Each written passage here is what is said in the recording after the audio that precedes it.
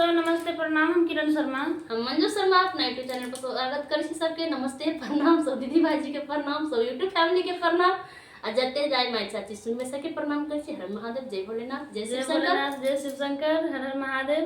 और हम दोनों देवरानी जेठानी जा रहा छी बहुत प्यारा से सोहर गीत गाओ। अहाँ सब जरूर सुनब, कमेंट करके जरूर बताएब किनका सबके सोहर गीत पसंद अछि। और प्यारा से जेना दै छी तेना दैत रहब, आगा बढ़ाबैत रहब। बहुत प्यारा से अहाँ सोहर गीत गाबऽ जा रहल छी। अहाँ सबके नीक लागत त कमेंट बॉक्स में जरूर लिखब और शेयर करऽ के नहीं भूलब। आ जते दीदी दाई माय सुनबै से जरूर कमेंट करके हमरा कहब गीत केहन लागल। आ जरूर अहाँ सब कमेंट करबै भूल अहाँ सब तो ज्यादा भूले जाइ छी त कमेंटे करब बिसरि जाइ छी।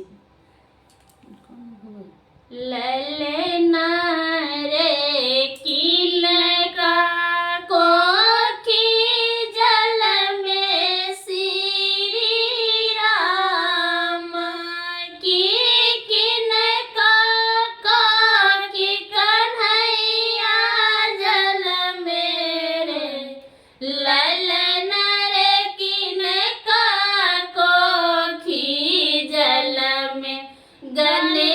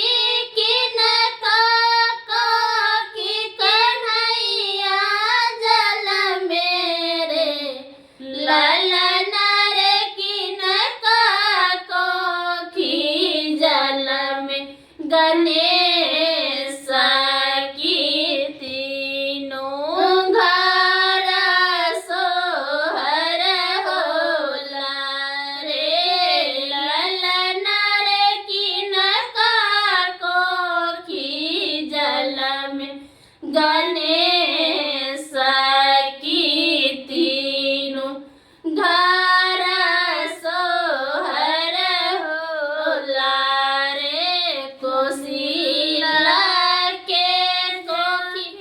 जल में श्री राम की देवकी कोठी कन्हैया जल मेरे ललन कोशिला के कोठी जल में श्री राम की देवकी कोठी कन्हैया जल मेरे ललन रे गौरा कोठी जल में गणेश की तीनों घर सोहर होला रे ललन रे गौरा कोठी जल में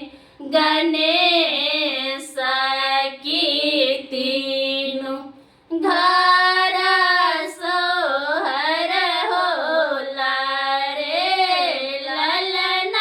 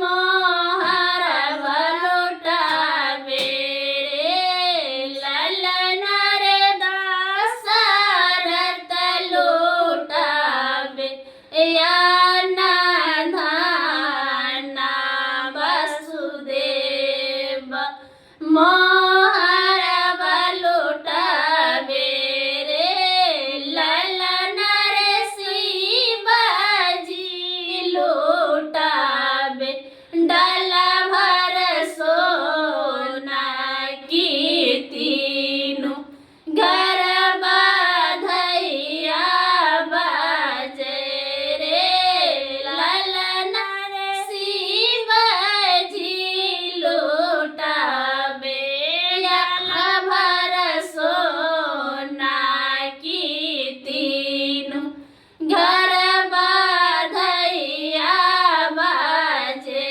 रे ललन रे शिवजी लुटावे।